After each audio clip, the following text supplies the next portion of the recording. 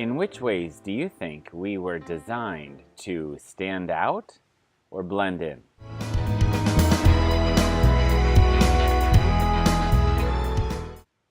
This Lessons Learned is all about how I've changed the way I see things in a great way in my life.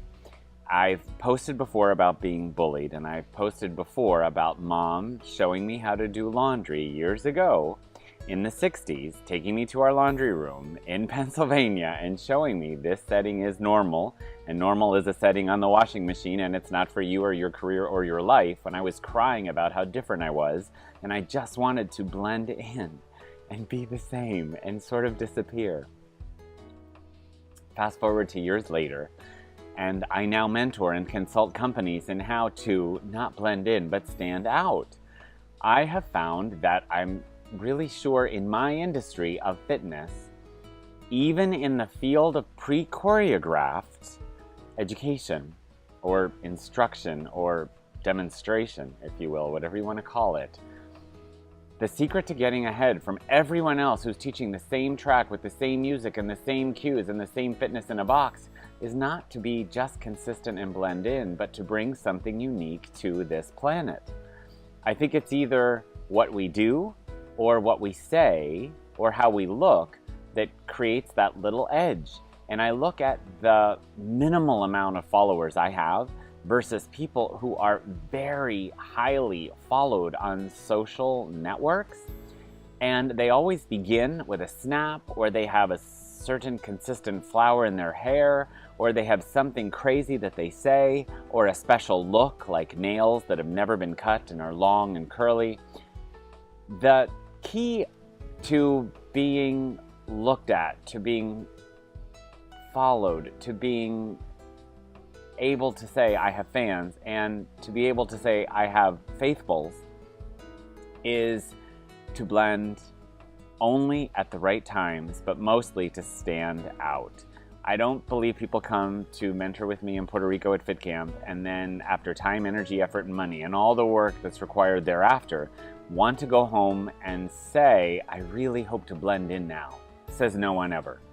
Our job, even if we're surgeons or dentists or garbage collectors or health workers or missionaries, is in some degree, with no ego, to stand out with a unique edge where popularity depends on your success, and your success depends on your popularity.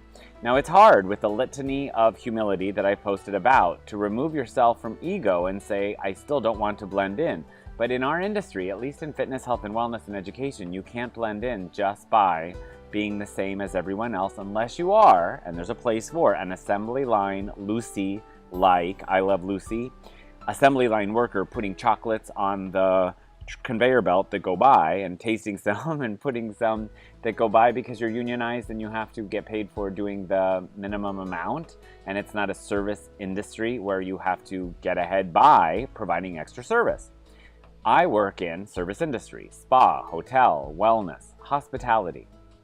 And our job, I think, on this planet is not just always to blend in, but to stand out.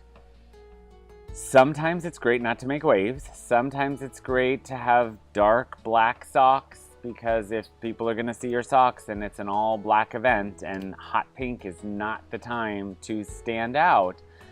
However, if you are in an industry that is industry or instructor driven, then I think it's important to know when and to what degree you can have your unique edge.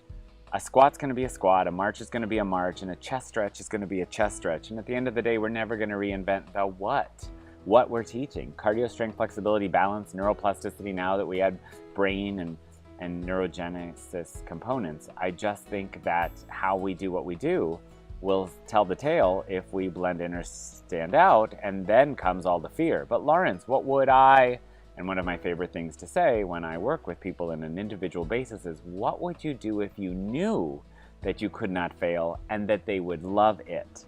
Well, they don't always love it, but you can never fail because everything is, like this, a lessons learned. So when I used to cry and say, I want to blend in and I'm tired of being different, and Mom said, you have a look all about you. And I think she was alluding to and picking up on something else, but that's a different post for another time. Way back in the late 60s, I think that this difference turned into a blessing, because in my industry, I didn't, if I've gotten somewhere, get here by just blending in and teaching exactly the same way that everyone else is.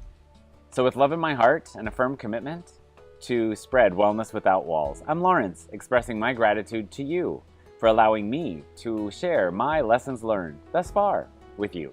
And I conclude this Lessons Learned by asking, in which parts of your life have you ever paused to say, what's prudent for me to blend in?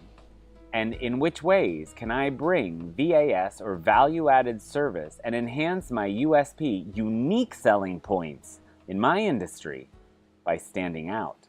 Because unless I'm doing laundry, normal is just a setting for the washing machine.